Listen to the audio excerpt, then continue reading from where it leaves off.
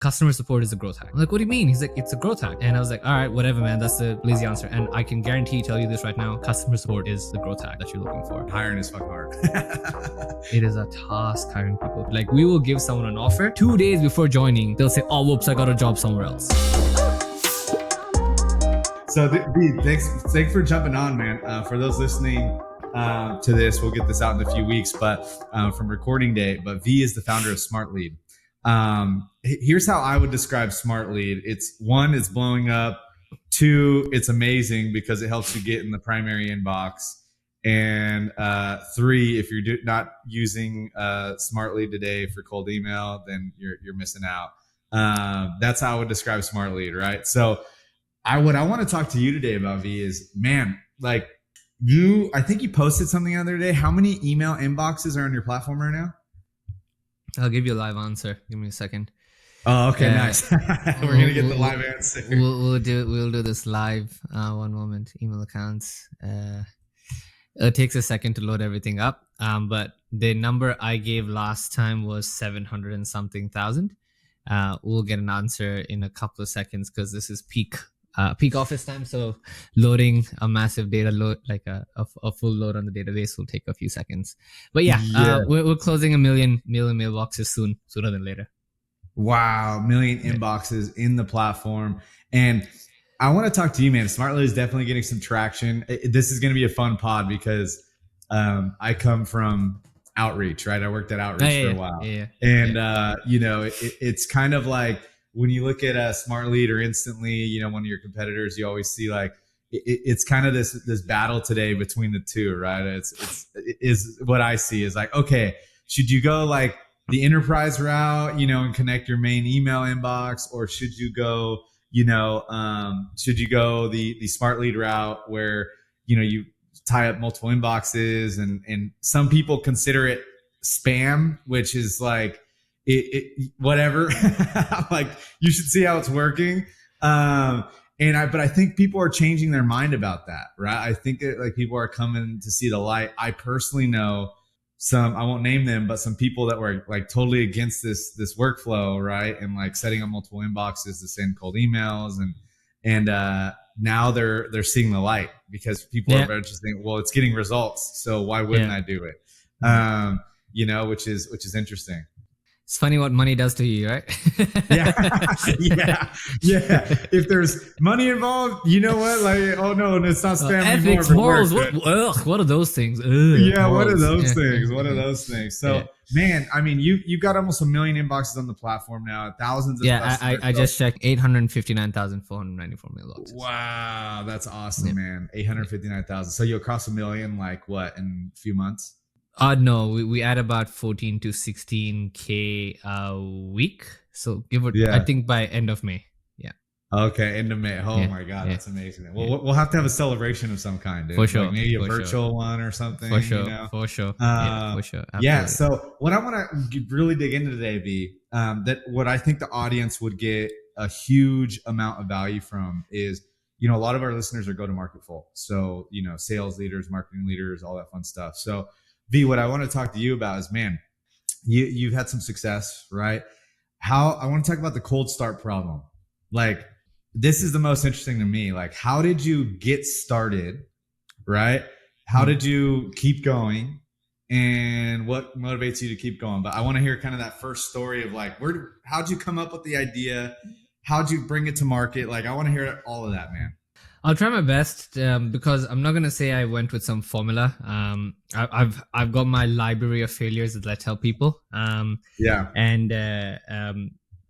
it's funny because a lot of the cliche quotes that you hear are actually they're cliche because they're true. I generally don't think I've learned much over the past year and a half as Smartlead grew. Most of what I've implemented was like the 7-8 years of screw ups that I've had. It's just that people are listening to me now, but I've said the same stuff back then as I said now. It's just that there's a bit of validation, God's grace. That's caused it. But so if we go back, in short, we found a problem because we had a product called SmartWriter. SmartWriter was a personalization email thing. It came out. I'll always battle and say we're the first one in the market, but we had competitors, and we had access to OpenAI when it was beta mode. So when OpenAI released, it was like not new for us. Obviously, the world went crazy, but we had access to it since 2020, I think so. So a long Yeah. time, and we integrated with a bunch of tools: Snovio, Reply, Outreach, Lemless, you name them, right? We integrated all of them, and people would still complain about just having to use these platforms because they were just too expensive. They didn't solve the problem, etc. And the closest product that came to adding multiple mailboxes was Snovio, right? But the issue with Snovio was they didn't allow for the rotation of the domains. So I used to use Snovio as well, or snov.io, as some people refer to it. And the way it worked was I would have to create individual campaigns and connect an individual mailbox to each campaign and then start sending out messages, which then obviously still meant you can't send more than 50 to 100. So I think the problem was right there. It was face front. People were paying per mailbox. People were finding it too expensive. Deliverability was a big problem. And I said, all right, one thing I learned was to not go after crowded markets. That's what every VC, every podcast, every whatever says, right? Don't go for the blue ocean pill, all that kind of blah, blah, blah. But I was kind of stuck because we had Smartwriter and it was making some money, it was growing, but it was also built on OpenAI. And I told my team, I probably will find that Slack message and share it. I told my team, we're going to build this email tool because we have no choice for growth. And it's going to bring in maybe 10K in MRR. Don't get too excited, 10 to 20 grand maximum. And we're going to try this angle of adding multiple mailboxes, right? Let's just see what happens, guys. Because right now, the Smartwriter's revenue is not growing as much as we want it to grow. Obviously, things have changed a fair bit since the 10 grand that we aimed for. I think we crossed that in a few days. God's grace. And we kept pushing a lot more. Now comes a question of what we did. Honestly, it was being part of these dark WhatsApp, Twitter, Facebook groups and answering questions, building a good bunch of it's the thing that no one wants to hear, which is just a lot of really shitty hard work, right? Yeah. And I think to every GTM person over here, I wasted 8 years of my life looking for a shortcut, and that hack, that one thing that will make me blow up. And I realized there's really not much. So this time around, we're like, all right, whatever. Showed up, told people we had an alternative option. And the angle I took was I was an engineer, still am an engineer. And to not discredit any of the other founders of the sales platforms, they were all salespeople. There were salespeople who've hired a technical person to do this, right? Yeah. My angle was I'm a salesperson, I'm a product person, but foremost, I've been an engineer for 10 years. So that's going to be my angle of trust. So when people come and say, why should I trust you? I was like, well, I built this shit. I didn't hire someone else to do this. I know exactly what I built. And we recently got someone challenge us on blah, blah, blah. I pulled out my RFC documents from like 2008 notes saying this is how SMTP protocols work. So you can't be challenged, right? It's as simple as that. Like I say this to my team, like, let them come at me and I will release hell on them when they want to go technical. So you have all these random delivery gurus who pop in having no clue or understanding of what they're doing. I was like, cool. Yeah. I jumped on a call with one of them and told them everything. The call ended with them saying, I'm sorry. And do you have some more resources? I'm like, just like, the angle we took was basically engineered for the primary inbox. So we were a hyper technical team. I had sales experience. I built my agency, my software development company, doing a lot of outbound on LinkedIn and cold emails. So I got the principles and fundamentals of sales and copywriting. So it wasn't that I didn't understand that, but the approach to Smartlead was a very technical approach. It was not a sales approach. It was realizing that there's a bunch of issues around deliverability, how IPs are maintained, how sending works, and how data patterns operate. So we said, cool, let's take that angle. Let's find a problem and let's fix that. And right now, the way we've been growing it is on two fronts: support and a good product, right? Like you can get away with a shit product, but you can't get away with shit support. So I did support for the first 8 months of the business. So not dilly-dally again. It was WhatsApp groups, asking and answering questions, like hundreds of questions every day. I would log in at 8 o'clock in the morning. SYC, shout out Jesse, thank you. I owe you a lot. Yes. SYC, sales technicians from Eric Nolosky, growth hackers, all these random Slack, WhatsApp, and Twitter groups. Every day I'd log in and answer questions there. Every single question that was asked, it would be answered every single time. And then I never pitched. but it was just simply a fact that, oh, this dude knows what he's saying. Cool. Hey, what do you do? I run a product called Smartlead. Cool. I'll check it out because you know what you're talking about to some extent. They'll try the product out and be like, hey, the product actually kind of works quite well and it's cheap, right? Sorry if I'm not allowed to swear, by the way. No, you can swear, dude. I'm okay. I'm a chatterbox myself, so don't worry. Cool. No. Right. Yeah, so, on YouTube we put this is not made for children. So okay, cool, awesome, sweet, perfect, yeah, perfect. So it was just that, and people like the product. And then the other element, the growth hack, if someone wants to use that word, was someone would come and tell me, I really like this feature. Can you build it? In about 24 hours, we'd build it. They'd be like, what? You actually built it? That's crazy. I didn't expect you to build it. I'm like, well, you asked for it, so we built it. And that was repeat, rinse about 100 times. And then the word just spread. That's it. Like, there's honestly no magic bullet, like, formula. Or there's literally no special shit I did to make it whatever. The special shit was just, I took a lot of verbal beating from people saying, you know what talking. I've got called a scam 100 times, all sorts of shit. Like, you get that, right? Yeah, all the time. So you get every all the time when people like, you get like someone on or some WhatsApp group like, this Smartlead guy is a scammer, blah blah. I'm like, all right. Next minute, a few months later, he's a customer. So I'm like, haha, thank you. So Jesse actually told me about this. He wanted to pin a term, and it's about using dark groups to build communities, and using those communities to build influences, and work with those influences to eventually launch the product and scale it upwards and onwards. So people eventually start talking about the product not out of goodwill, but also just the fact that it solved their problem. So I'll give you an example. The API was not our idea. We had a customer come and say, hey, I really want to automate your stuff. Can you release an API for me? I'm like, oh yeah. I spoke to the team. I'm like, cool, we'll release the API. It started off with like about 5 endpoints, and now we've got the most established API in the market. And that's now the entire angle. That's literally how people use us. Someone else said, hey, can you white label this product? Because Go High Level does this thing. Obviously, it's a different use case, but if you white label it, it'll be really cool because I can sell it to my customers and pretend like it's mine and close deals. Whole new angle saying use Smartlead to go ahead and close customers, etc. So I can tell you, hand on heart, I'd say about 5% of Smartlead is our genius, and 95% is just people telling us what to build, and we built it. Yeah, isn't that, man? You just gave a masterclass, V, in like, what are we, 13 minutes in like 10 minutes, because we were kind of jamming at the beginning. But there's so much here to unpack. And the first thing is that the way you grew this, right? There was no magic bullet. And I think today everyone's looking for that magic bullet, right? Like, what's the magic thing?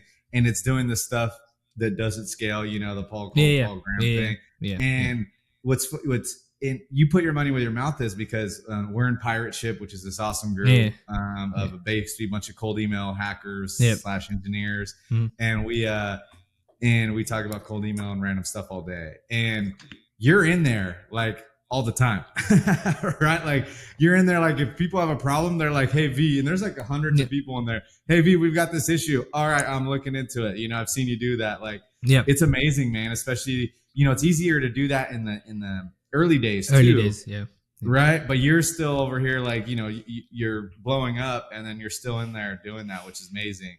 And then I always see you saying like, hey, we're about to hire another support person. I'm hopping on for today. And so I see you still hopping on the support, which is amazing, man. And,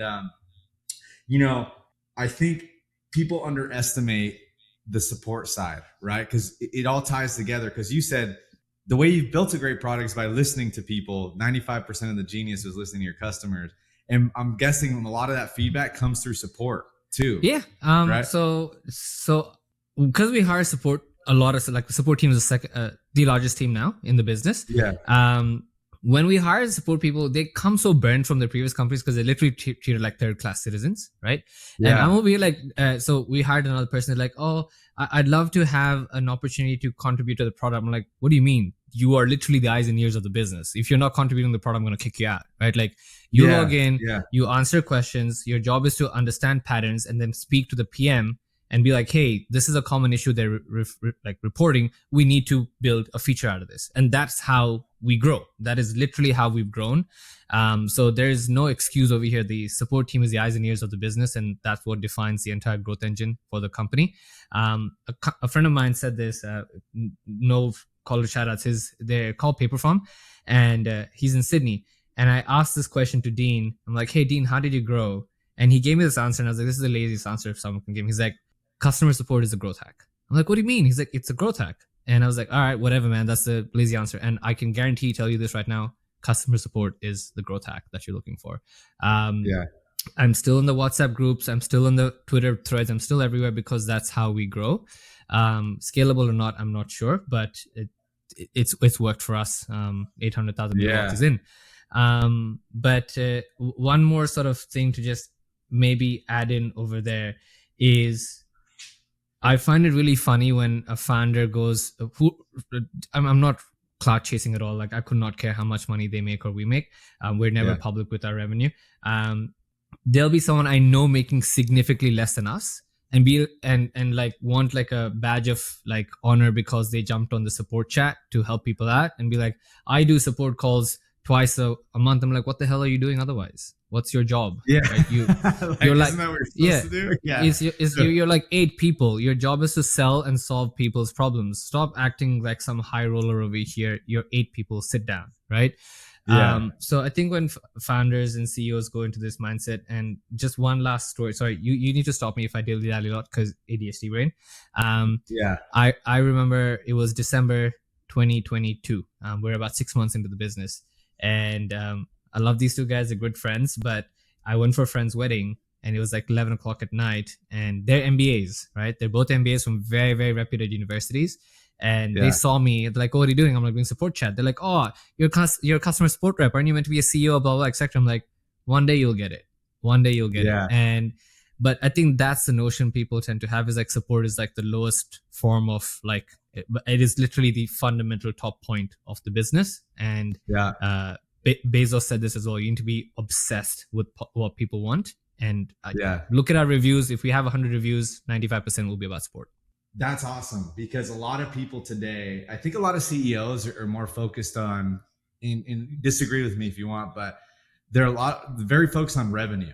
And don't get me wrong, obviously that's the oxygen too of the company, but you never hear about founders or CEOs talk about support, like in general, right? Like it's kind of like this, they're talking about retention of, the big thing today is NRR and like over 100% or more, blah, blah, blah, blah.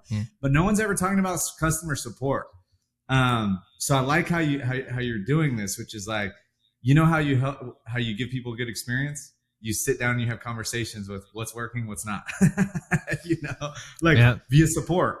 And on my LinkedIn, dude, people ask me, they go, I have my title for distribute my company is founder and customer support. That's my title. Right. Yeah. And people are like, hey, I'm having a problem. They'll message me. Hey, I'm having a problem with distribute, but I think you're the founder. Like, should I be messaging you? And I'm like, absolutely.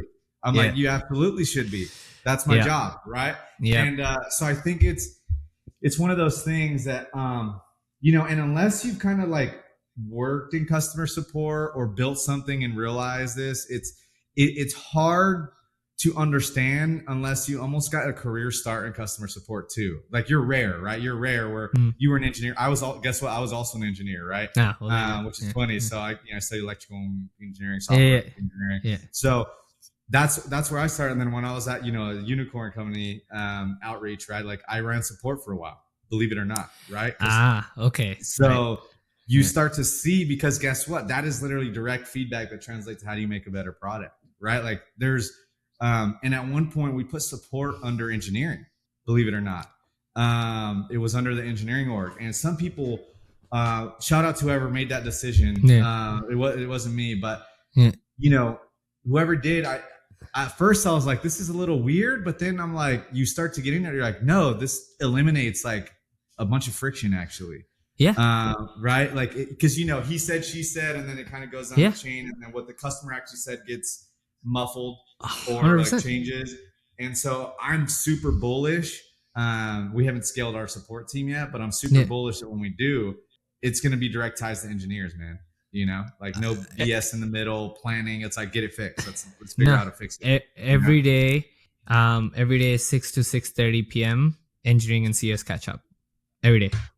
Really? Every day. So all 7 engineers and the entire 9 CS team members catch up every day to discuss issues, problems, questions every day. It's a So it's non-negotiable. like a running stand up it's a Yeah, stand up meeting with every day CS is and a stand engineering up. every day. Every day is CS and engineering. There is no in between. No PM comes in between to do anything. Features, sure, PMs get involved, etc. But in terms of issues, problems, conversations, the engineering team needs to know the direct impact of their work. The engineering team is also in our Slack community. So when there's a question or an issue that is raised, I tag the appropriate engineer, so they are accountable for what they build and they know directly what's actually being generated, and that gives them that ridiculous amount of sense of ownership, where they're not just getting a line item or a ticket to fix a bug, but it's literally, you just saved my business this much money, or you saved me 17 hours. Thank you. I owe you this. Like, I appreciate Wow. this a lot. So yeah. Wow. Yeah. That's awesome, man. And man, that's yeah. What is some other stuff that you found? V, so you're an operator, man, as well. Like, I don't know if you give yourself enough credit for that, but you're definitely like a good operator. Just that CS talking to engineering. I know I'm taking that as a nugget, as other people should hear. What are some other operational things that you've done that you think are maybe counterintuitive sometimes, or like kind of against the grain, that have helped you propel the biz? I think it always comes down to the engineering side of things, right? Which is Yeah. layers of abstraction. So whenever engineers release a feature or fix a bug, I tell them to go tell the customer. It gives the community a very close sense of like, oh, this is not like a, hey there, my name is John from the CS team. I've spoke to the engineering team over here. We fixed it. No, it's like, hey, my name's this. I fixed your bug. Here it is. All the best, right? Yeah. But then as soon as they do that, we tell engineering to step away, because it can be very distracting when the customers, like, they get access to like the engineer and they'll start asking like 100 questions. Oh yeah. It's like, yeah. So Yeah. you have to be very careful in that balance. So it's like, it's to give them the sense of acknowledgement that I'm here to solve your problem. And then after, it's a very doctor nurse experience, right? Like, you don't want the nurse to go out and tell you the actual, like, you want them to be there to take care of you, but the surgery has to be done by the doctor, right? Yeah. So, Ooh, and I like that. Ooh, yeah. V, that's a great analogy, man. Yes. Yeah. So same concept, right? So that's what, like, we like, after you go through surgery, the nurse is handling you, but then you wait for the doctor to come and be like, oh yeah, you're doing good. Like that 30-second tap on your feet, be like, while you're dying, they're like, oh yeah, don't worry, I know I fixed you. And you just want that sense of security from the surgeon saying, yeah, he's good to recover. So that's kind of what the engineering comes and does. And it gives that team that sense of like, okay, this person fixed my shit. Now I'll go to support. So that's one thing. The other thing is, everyone in growth has KPIs to do customer calls. X amount of times a year. So like 15,000 minutes of interviews, or 1,500 hours. Sorry, 1,500 minutes of interviews every quarter or something like that. They need to perform.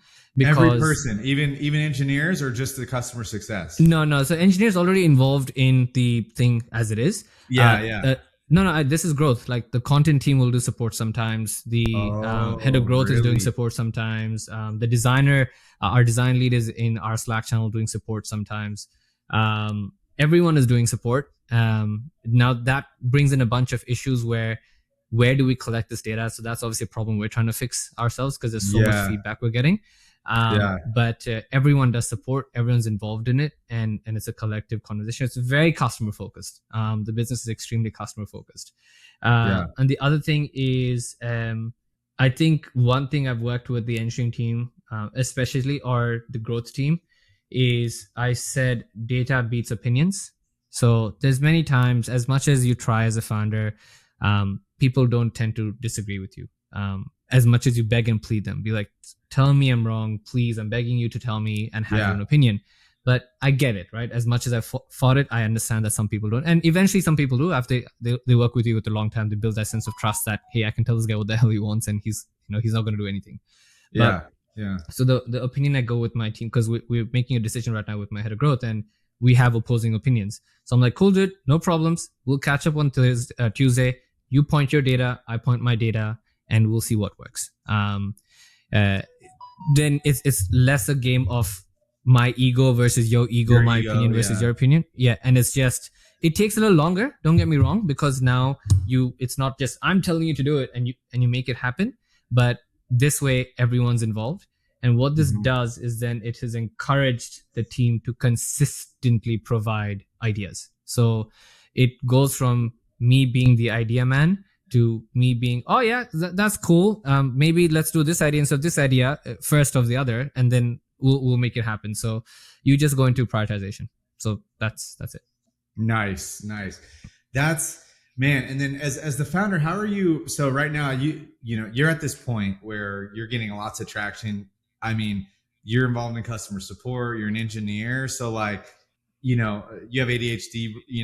Brain. You mentioned. I Mm, also do. mm, mm, um, mm. which is a blessing and a curse, right? At the same time, because sometimes it's like you can focus really hard on one thing, and Yeah. you can always do that, and you can get things done, and then you can task switch very quickly, and it's I not an tell my issue. team it's either 2 weeks or 2 hours. That's how I work. Yeah, Yeah, exactly, yeah, right. yeah, It's yeah, exactly 2 weeks. yeah, It's like yeah, there's no between. So yeah. for you, how are you delegating your time today? Right, like how are you doing that? And I'm sure this is an ongoing process that we always are like, how do we Yeah, optimize like what we do and yeah, how we do it? yeah. But how are you thinking about that today? Look, I make it look like I do a lot, but there's a very good set of people doing everything right now. Yeah, I just maybe just I try being omnipresent here and there where I can be. But our head of growth crushes it. Our head of engineer crushes it. Our head of yeah. support crushes it. So they actually handle a lot of that. It's just nowadays I handle escalations mainly, Okay, more than anything. okay.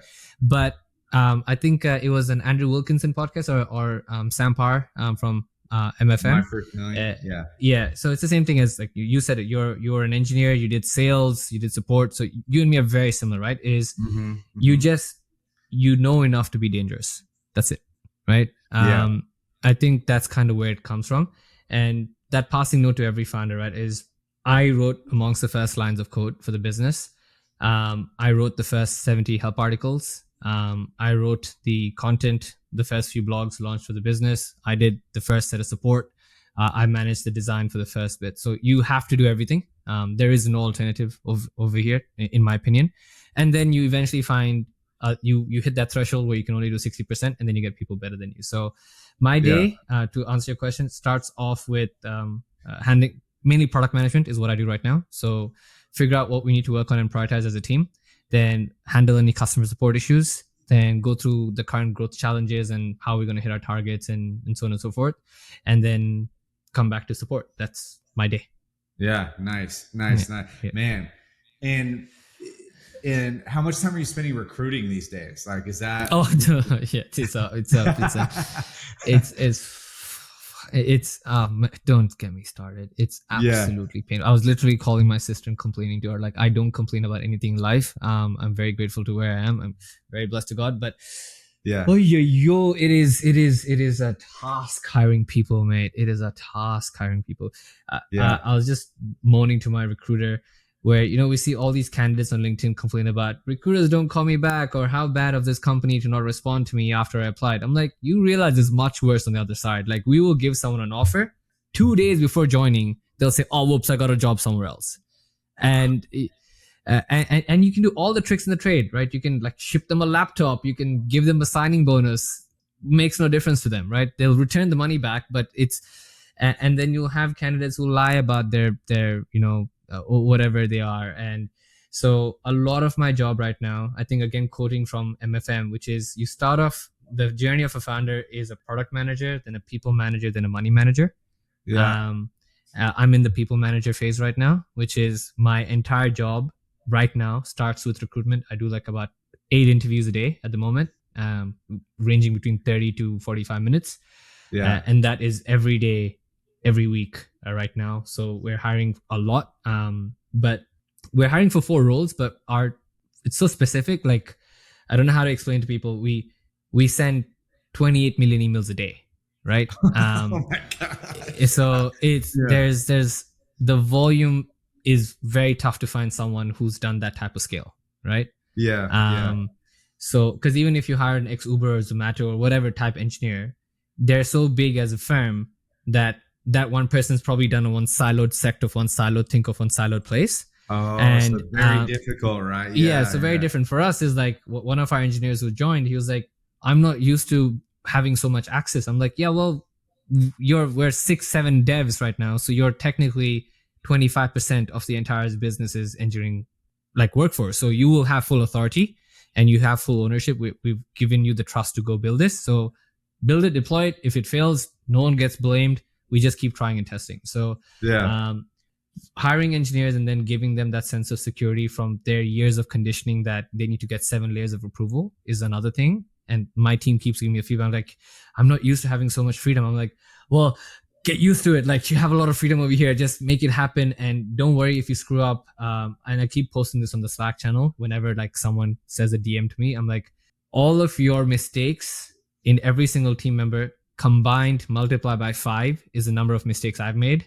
So yeah, I assure you, you are in no place to worry about screwing up and then getting anything back from me. So it's okay. yeah. So yeah, to answer very longly your answer, it is, I'd say majority of my day right now is recruiting. If you go on my LinkedIn, you'll see the hiring ad set up here, like 6 7 roles we're hiring for right now. So yeah. Wow. And then Hmm. do you have a recruiter too, or are you kind Yeah, of we have handling it? You no do. no recruit. We have But recruiter you too. Yeah. and you're involved in every hire right now though. You want to make sure that So you're that's all, one rule I learned from the Atlassian brothers is they hired their first 1,000 engineers, 1,000 team members, because that gets to define the culture. Like, you get to define the culture that way, right?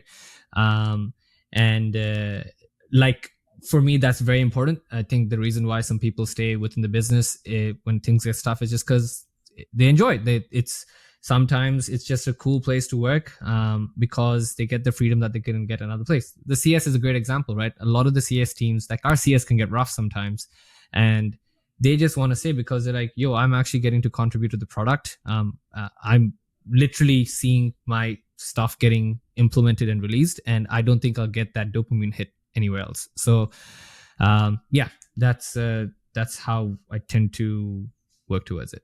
yeah, nice. And I like that from the Atlassian brothers because obviously you're in Yeah, Australia. We haven't even yeah, mentioned yeah, that. yeah. So man, you've got some killer companies out of Australia now. You got Canva, you've got Atlassian, you've got what else came out of Australia? No, I think Smartlead, those are come the on, two. but Yeah, yeah, Smartlead. yeah, Yeah, yeah. those are the two big ones. There's also like these employment hero or some weird like employment company. But yeah, Canva and Atlassian are the two big ones that the Yeah. country can boast right now. Well, so have you learned anything else from the Atlassian brothers or Canva that you're kind of like taking because that is kind of like your Yeah, ecosystem and yeah, I'm sure you follow them closely, right? yeah.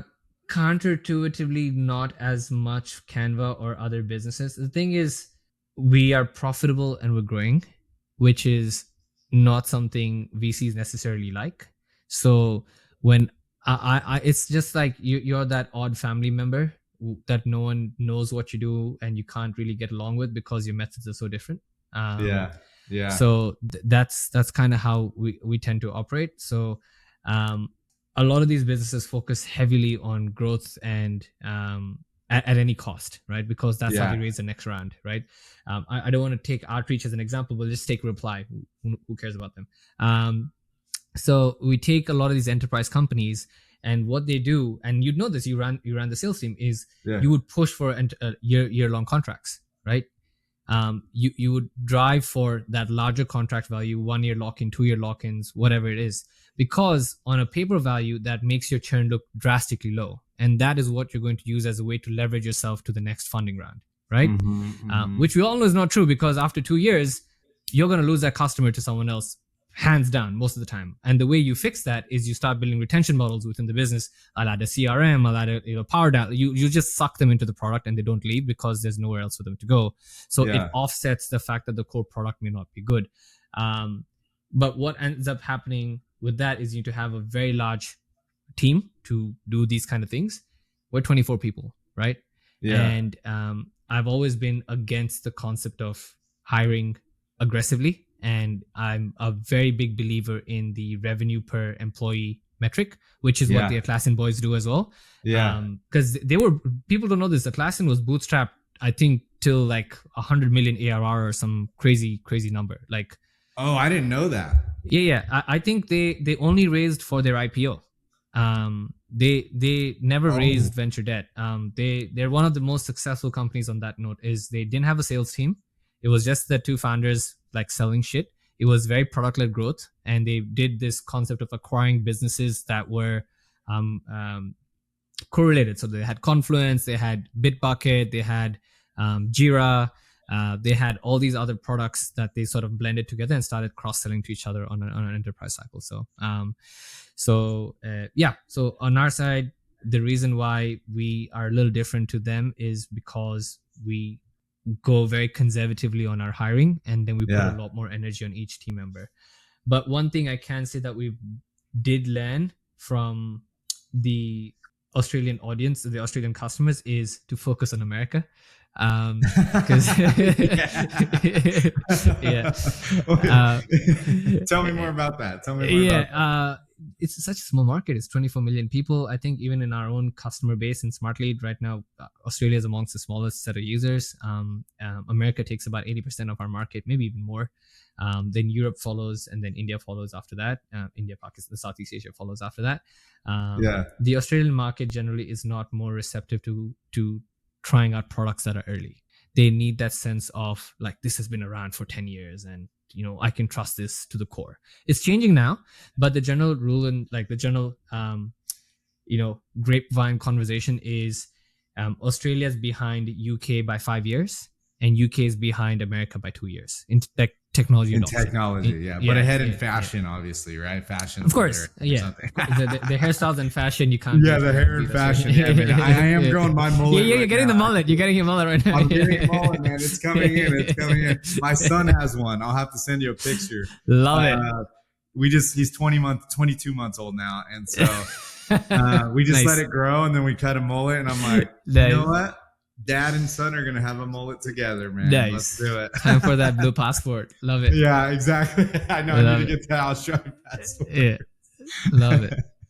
Oh man. So okay, cool. So yeah, you focus on the US market. And then the other thing I see that's beautiful about Smartlead is you have a bunch of people building like agencies on top of Smartlead, right? Yeah. They're basically running people's cold email campaigns because Smartlead is a great product, but obviously there's still a lot of technical stuff that's involved to like get all these mailboxes, set them up correctly. Like it's still a lot of work, right? To like make it run correctly. And so you have these people running agencies that'll run cold email for you, basically build that cold email systems on top of Smartlead. And some of these people are doing, I won't name names, but they're doing like 6 figures a month,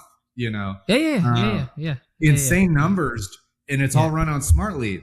So, my question to you is like, how'd you build that out? Was that a natural thing as well that people were just like, "Ooh, I can offer this as a service"? And then two, how do you support those people, right? And make sure that you can kind of keep that vibe going. Yeah. I don't know who said this, where I read it, what it was. I think this was during my failed e-commerce businesses days. It is make people money, save people time, improve convenience, improve confidence, remove pain, and improve social status. This is how you build a business, right? These are like the 7-8 rules. The more you can fill in, the better, right? So I was like, all right, how do I make people money? Simple. Cold emails, sell them. Save people money, API integrations, automations. Save people time is, again, API integrations and automations, right? Improve social status, which is the white labeling experience, right? So that's basically what we're building. Improve their convenience, which is effectively the fact that we allow our customers to then work with agencies to build their own outbound experience. So our customers are served by our own customers. That convenience of outbound is done by our own customers. Yeah. So it's a self-fulfilling cycle. So we have a bunch of agencies of verified partners who have massive accounts with us. And then there's existing Smartlead customers who will be like, I can't do this. It's too complex. So they hire an agency that are vetted by us, who use us. So their account just becomes bigger through us. So it's like a self-fulfilling cycle. Yeah. And then they use us as the social status piece, which is everyone gets a certified Smartlead badge, because with agencies, they're not very popular on, like, they're not a SaaS business. You don't put an agency as a logo because no one knows like agencies, right? Yeah. They're very B2B. So how do we verify people when they're trying to close deals? Be like, hey, this massive agency of this massive SaaS product, which is spending tons and tons of money in marketing, so you probably have heard of them, have verified us, right? So we've got the social status built in. So there's a certified partner badge. So if you go to some of our partners, you'll go to the website, you'll see the Smartlead badge that's stuck over there, right? Yeah, nice. So these are the basic things that we did, and it was done on purpose. It was very much done on purpose, and it's a very much sell shovels, not gold type experience where you are much better at. I've done the agency thing. I know how ridiculously difficult it is. I'd rather give you the tools to make you do that better. So that was that. And managing them is, again, we have a CSM and 10 CS team members for that very main reason, is to give them that premium experience and make sure they're protected, taken care of, any questions they have are answered, and so on and so forth. Wow. So you have someone specifically just to help manage like the agency partners right now? Yeah. So we have a dedicated CSM called Akash. If anyone crosses like, I think 90K to 120K leads, they all know him. Email access, direct access, like immediate response times. So Akash's job is just to manage our enterprise customers, our agency customers, and then everyone else that works with the support team, which is also just as good and premium. But with Akash, like he's my guy. Like he's there for me 24/7, so on and so forth. Yeah. So Akash is there. Nice, man. Nice. Well, dude, V, this has been awesome, man. Such great info, dude. I think the main nuggets that people can get out of this, if I were to recap, is like, don't sleep on customer support. The way to build a business is getting in these like dark social circles, right? Shout out to Chris Walker. I think he kind of came up with that term, but that there. And then lastly, like getting engineering and support closer together, which I think is like a huge hack. That's a growth hack, right? That helps you like go through cycles way quicker. And then, man, I like that what you said is like how you work as a founder. You are basically still involved in the hiring process for every single person, right? Making sure you build that right culture, find the right people, and then hiring is fucking hard, right? Recruiting is hard.